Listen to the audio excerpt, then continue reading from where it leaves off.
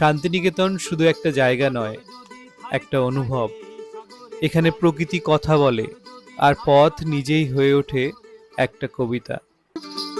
এই সাগর পারে আইসায় আমার মাতাল মাতাল লাগে, এই রূপ দেখিয়া মন পিঞ্জরায় সুখের পঙ্খী ডাকে। পারতাম যদি থাইকা যাইতে এই সাগরের পারে, পারতাম যদি থাইকা যাইতে এই সাগরের পারে, ঝিনুক মালা গায়ে থাকা তাই দিতাম জীবনকাল।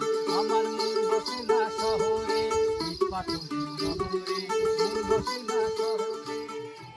এই লাল মাটি, এই রোদ ঝলমলে আকাশ, প্রতিটা দৃশ্য মনে করিয়ে দেয় রবি ঠাকুরের সৃষ্ট সেই শান্তিনিকেতন, যেখানে শিক্ষা, শিল্প আর প্রকৃতি হাত ধরাধরি করে চলে।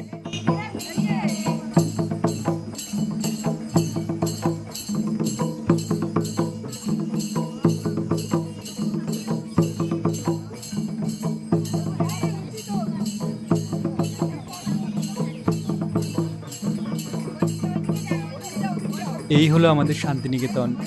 কোনো এক উইকেন্ডে ঘুরে আসুন, ভালো লাগবে। আর কোনো কিছু জানতে চাইলে কমেন্ট করুন, আমরা সবাই মিলে উত্তর দেব।